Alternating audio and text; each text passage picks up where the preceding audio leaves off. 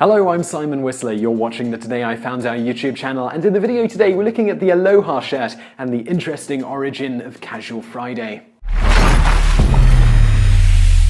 Today, Casual Friday is a day when the conventional dress codes of most offices are cast aside in favor of denim jeans, comfortable t-shirts with movie slogans on them, and shirts with the sleeves rolled up. But a few people realize that this time-honored tradition of sticking it to the man who's forcing you to wear a noose around your neck 4 days a week has its origins in a Hawaiian garment company who were simply trying to find a way to sell more of their shirts. In 1962, the Hawaiian Fashion Guild began pushing to make the iconic Aloha shirt, better known in the mainland states and abroad as a Hawaiian shirt, an acceptable piece of business attire. The Hawaiian Fashion Guild's main argument was that the hot, temperate climate of Hawaii made conventional business attire uncomfortable for most workers, and adding that encouraging the wearing of Aloha shirts would bolster the Hawaiian garment industry. The Hawaiian Fashion Guild were inspired, in part, by a similar campaign in Honolulu in 1946, which eventually resulted in the creation of Aloha Week, a week-long celebration of Hawaiian culture that included the wearing of Aloha shirts.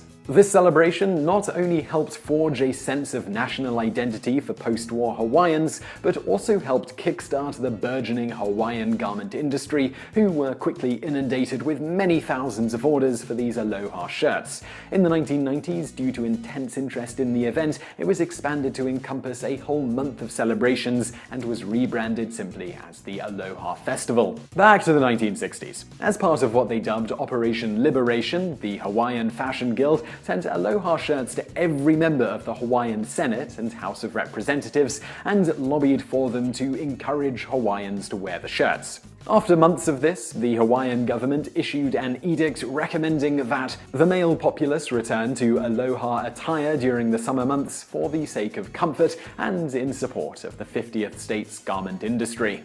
But this wasn't enough for the Hawaiian Fashion Guild, led by Bill Foster, who began a new campaign targeting the workplace. In 1965, they once again began lobbying the government to allow its employees to wear Aloha shirts every week on Fridays. Within a year, people working at businesses across the state were donning their favorite Aloha shirts before heading to work every Friday, and Aloha Friday was born. After the introduction of Aloha Friday in 1966, the manufacturers of Aloha shirts quickly began producing designs with more muted colors that were less distracting and more suitable for a day at the office. This in turn saw Aloha shirts become more and more accepted as a regular everyday shirt, boosting sales even further. It's noted that by the early 1970s, most businesses in the region allowed their workers to wear Aloha shirts whenever they felt like it, not just on Fridays. As a result, Aloha Friday became the day on which some workers would choose to wear more flamboyant shirts, sporting brighter, more elaborate designs than typically worn the rest of the week. Although Aloha shirts were already a thing in mainland America at this point, and had been since the 1940s when American GIs serving in the Pacific Theater brought them back after World War II, the idea of Aloha Friday didn't make its way to the mainland until around the early 1990s, when cash-strapped businesses, affected by a brief recession, began looking for a way to raise employee morale without spending any money. The result? Casual Friday. Within a few years, this has spread across the entire country. This brings us all to yet another innovative shift in acceptable business attire, thanks to a marketing campaign by a major clothing manufacturer, this time Levi's. In 1992, Levi's began a guerrilla marketing campaign to try to define the idea of business casual as they saw fit. The impetus for this campaign was that, as companies began introducing Casual Friday and otherwise relaxing their dress codes, a problem arose. PR guru Rick Miller, who worked on the Levi's campaign, outlined the issue. "We found when guys shed their coats and ties, they really didn't know what to wear. People were showing up in Hawaiian print shirts or sandals and shorts. Frankly, there were concerns on the part of management that work might become too much fun."